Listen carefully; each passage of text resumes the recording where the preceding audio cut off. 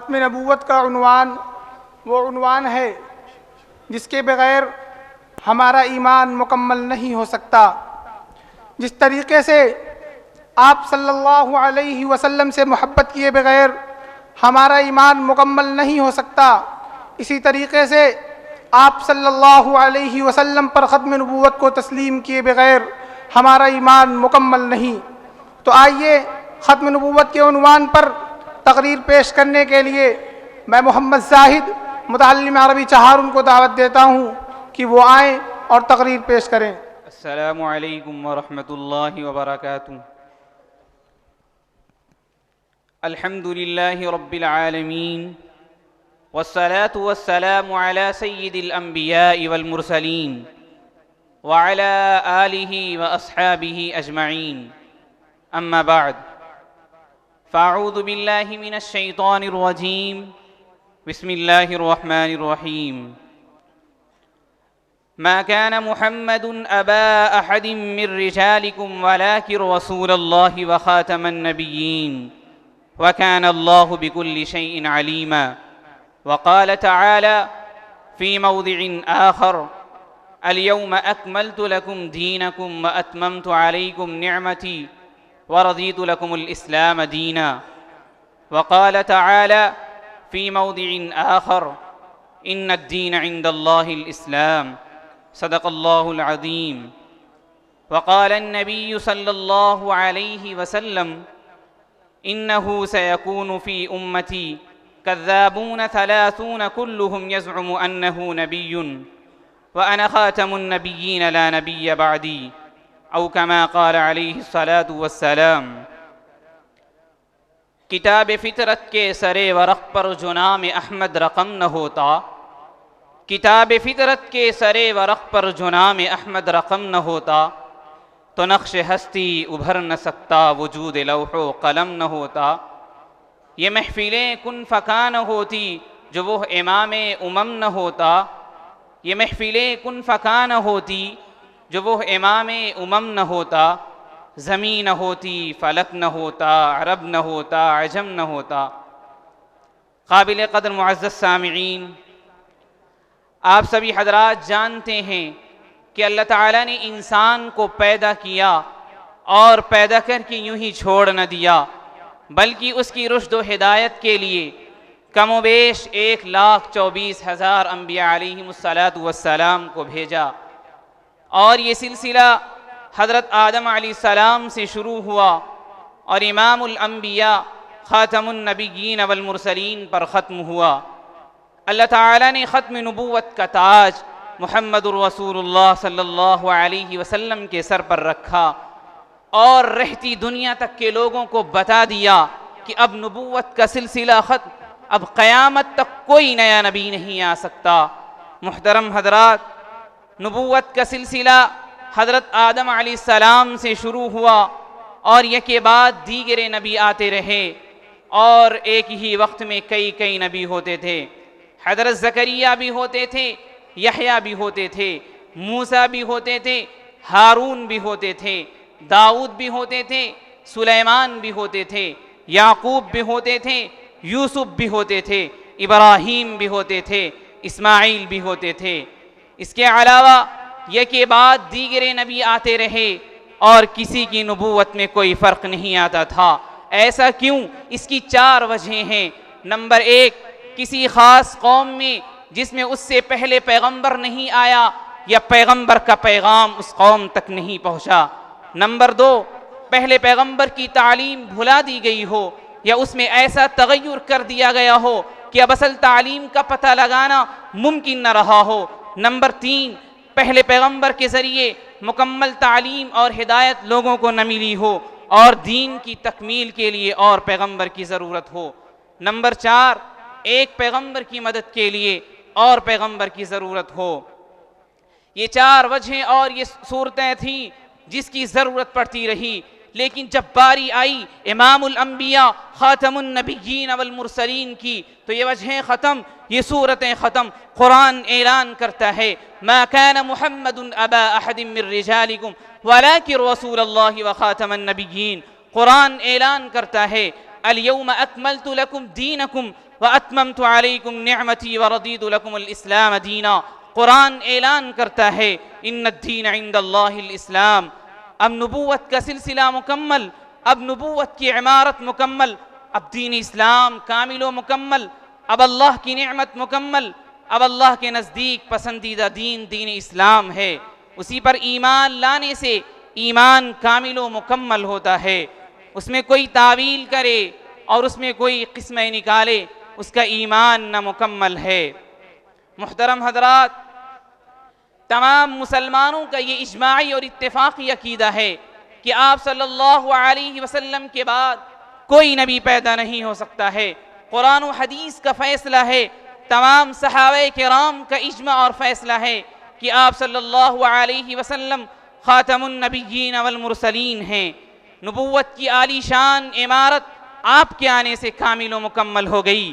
اب دروازے نبوت بند۔ اگر اس کے بعد کوئی نبوت کا دعویٰ کرتا ہے تو وہ کذاب ہوگا، مردود ہوگا، ملعون ہوگا، جھوٹا نبی ہوگا۔ آپ شاید سوچ رہے ہوں گے کہ جب قرآن و حدیث کا فیصلہ ہے، تمام صحابہ کرام کا اجماع ہے کہ آپ صلی اللہ علیہ وسلم کے بعد کوئی نبی پیدا نہیں ہو سکتا ہے، جب اور آخری نبی ہیں، اس کے بعد کون مردود انسان ہوگا، کون ملعون انسان ہوگا، کون جہنم کا خواہش مند انسان ہوگا جو اپنے آپ نبی ہونے کا دعویٰ کرے گا؟ جی ہاں، آپ کو ایسے بہت ملیں گے۔ اسود عنسی، مسیلمہ کذاب، اسود بن کعب، طلحہ بن خویلد، صعب بن سیاد اور سجا، یہ سارے لوگ دعوے نبوت کر چکے ہیں۔ اور ہندوستان میں افرنگی نبی مرزا غلام احمد قادیانی نے نبوت کا دعویٰ کیا اور ہندوستان کے مسلمانوں کو کفر و ارتداد کے دہانے پر کھڑا کر دیا۔ اس کی ایک تاریخ ہے۔ مسلمانوں، آپ جانتے ہیں کہ ہندوستان کی آزادی سے پہلے یہاں انگریزوں کی حکومت تھی جو اسلام اور مسلمانوں کے دشمن تھے۔ انگریز مسلمانوں کو غلام بنا کر ان کے قلب سے اسلام کو ختم کرنا چاہتا تھا اور اس مشن میں ایک حد تک وہ کامیاب ہوتا نظر آ رہا تھا۔ لیکن جب غیرت مند مسلمان بیدار ہوئے، سید احمد شہید، شاہ اسماعیل شہید رحمت اللہ علیہ نے مسلمانوں کے قلب میں جذبہ جہاد پیدا کیا اور مسلمان متحد ہوئے اور جہاد کے لیے میدان میں نکل پڑے۔ اگرچہ یہ لڑائی اس وقت براہ راست انگریزوں سے نہیں تھی بلکہ سکھوں سے تھی، لیکن انگریز چالاک تھا، ساری صورتحال دیکھ رہا تھا۔ انگریز نے مسلمانوں کے جذبہ جہاد کو دیکھا، انگریز نے مسلمانوں کے اتحاد و اتفاق کو دیکھا، قرآن و حدیث کا پابند دیکھا، نبی کا ادب و احترام دیکھا، صحابہ کے نقش قدم پر چلتے دیکھا تو فکر مند ہوا۔ اور بالآخر ایک دن بڑے بڑے انگریز سیاستدان ماہرین بیٹھ کر اس مسئلے کا حل نکالنے لگے۔ بہت سی رائیں آئیں، بہت سی تدبیریں آئیں۔ ان میں کا ایک گورا کھڑا ہوتا ہے اور کہتا ہے اگر ہماری اس تدبیر کو اختیار کیا جائے تو ہم آسانی سے مسلمانوں کو غلامی کی زنجیر میں جکڑے رکھ سکتے ہیں، لیکن اس کے لیے ہمیں ایک نبی کی ضرورت پڑے گی جو نبوت کا دعویٰ کرے گا، پھر لوگ اس کو نبی مانیں گے، پھر یہ الہام اور وحی پیش کرے گا اور لوگوں کو بتائے گا کہ اب جہاد ختم ہو چکا، پھر مسلمانوں کے قلب سے جذبہ جہاد ختم ہوگا، قرآن و حدیث کا احترام ختم ہوگا، نبی کی عظمت ختم ہوگی، صحابہ کی محبت ختم ہوگی۔ اس لیے ہمیں ایک سچے نبی کے مقابلے میں ایک جھوٹا نبی پیدا کریں۔ سارے کے سارے لوگوں نے اس تدبیر پر ہاں ہاں کی آوازیں لگائیں، سبوں نے تائید کی اور پھر ہندوستان میں جھوٹے نبی کی تلاش میں نکل پڑے۔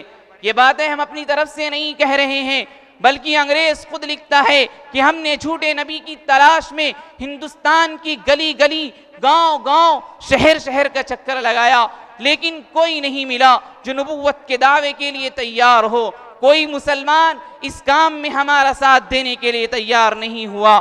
مسلمانوں میں غدار ملے، ایمان فروش ملے، ضمیر فروش ملے، مسلمانوں کا راز و نیاز بتلانے والے ملے، لیکن دعوے نبوت کے لیے کوئی مسلمان تیار نہیں ہوا۔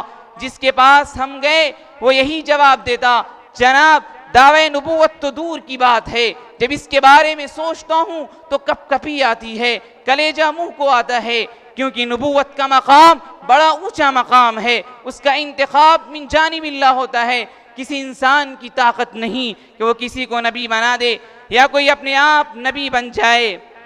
ایسا کیوں؟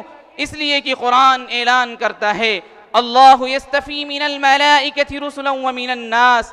آگے انگریز لکھتا ہے کہ مرزا غلام احمد قادیانی اس کام کے لیے تیار ہو گیا اور ہمارے بڑے افسر کے سامنے حاضر ہوا تو اس کی بدصورتی اور بدشکلی کو دیکھ کر منہ پھیر لیا۔ انگریز کہنے لگا اس کی بدصورتی دیکھ لوگ نبی کیسے تسلیم کریں گے؟ نبی تو حسین و جمیل ہوتا ہے، خوبصورت ہوتا ہے، 14ویں چاند کی طرح اس کا چہرہ چمکتا ہے، جسے دیکھ کر لوگ ایمان لاتے ہیں اور اس پر یقین رکھتے ہیں۔ میں مرزا غلام احمد قادیانی سے پوچھنا چاہتا ہوں، بتا مرزا تو کیسا نبی ہے؟ مرزا کہتا ہے میں ذلی نبی ہوں، میں بروزی نبی ہوں، میں کسبی نبی ہوں، میں غیر تشریعی نبی ہوں۔ مرزا یہ تو بتاؤ تجھے نبوت کیسے ملی؟ مرزا کہتا ہے کہ فنا فی اللہ اور فنا فی رسول کے ذریعے سے، یعنی اطاعت خداوندی اور اطاعت رسول میں، اطاعت خداوندی اور اطاعت رسول کے ذریعے، عبادت و ریاضت، زہد و تقوی کے ذریعے میں اس درجہ کمال کو پہنچا کہ میں نبی بن گیا۔ عزیز دوستو، دل پر ہاتھ رکھ کر فیصلہ کیجئے اور مرزا غلام احمد قادیانی کو منہ توڑ جواب دیجئے کہ اگر اطاعت خداوندی اور اطاعت رسول کے ذریعے سے، عبادت و ریاضت کے ذریعے سے اگر کسی کو نبوت مل سکتی تھی تو ابو بکر صدیق کو ملتی، جنہوں نے پوری زندگی نبی کی اطاعت میں گزاری، تن من دھن قربان کیے، جن کے ایمان لانے سے تن من دھن قربان کیے لیکن نبی نہیں ہو سکے اور نہ پوری زندگی نبوت کا دعویٰ کیا۔ حضرت عمر فاروق رضی اللہ تعالیٰ عنہ کو ملتی، جنہوں نے پوری زندگی سنت کے مطابق گزاری، جن کے ایمان لانے سے اسلام کو بلندی ملی، جن کے تقرب اللہ کو دیکھ کر رسول اللہ صلی اللہ علیہ وسلم نے لو کان بعدی نبی لکان عمر فرمایا، لیکن نبی نہیں ہو سکے اور نہ پوری زندگی نبوت کا دعویٰ کیا۔ حضرت عثمان غنی رضی اللہ تعالیٰ عنہ نبی کے خلیفہ ہوئے لیکن نبی نہیں ہو سکے۔ حضرت علی رضی اللہ تعالیٰ عنہ نبی کے خلیفہ ہوئے لیکن نبوت نہیں ملی اور نہ پوری زندگی نبوت کا دعویٰ کیا۔ ہمیں بتائے کوئی قادیانی کہ جب صحابہ کرام فنا فی اللہ اور فنا فی رسول، عبادت و ریاضت، زہد و تقوی کا درجہ کمال حاصل کر لینے کے بعد بھی نبی نہیں ہو سکے، تو یہ مرزا غلام احمد قادیانی جو جھوٹ بولتا تھا، جو عشق کرتا تھا، جو شراب نوشی کرتا تھا، جو مقدمہ بازی کرتا تھا، جو جوان لڑکیوں سے خدمت لیتا تھا، فنا فی اللہ کا درجہ ہے، فنا فی رسول کا درجہ ہے، عبادت و ریاست کا درجہ ہے، ہرگز نہیں، ہرگز نہیں۔ یہ مرزا غلام احمد قادیانی اپنی زبان میں جھوٹا کذاب ہے، اس کی نبوت جھوٹی ہے، یہ انگریزوں کا نبی ہے، اللہ کا نبی نہیں، مسلمانوں کا نبی نہیں، بلکہ دشمن اسلام کا نبی ہے، یہ شیطانوں کا نبی ہے۔ یہ مرزا غلام احمد قادیانی کی نبوت کی ایک جھلک اور ایک تاریخ تھی۔ اس مرتد اور زندیق متنبی سے ہر مسلمان کو بچنا ضروری ہے۔ اللہ تعالی ہم سب کو ختم نبوت پر ثابت قدم رکھے۔ وما علینا الا البلاغ۔ بہت خوب، موصوف کی تقریر سے خوش ہو کر بہت سارے احباب نے انعام دیا ہے، موصوف آئیں اور اپنا انعام لے جائیں۔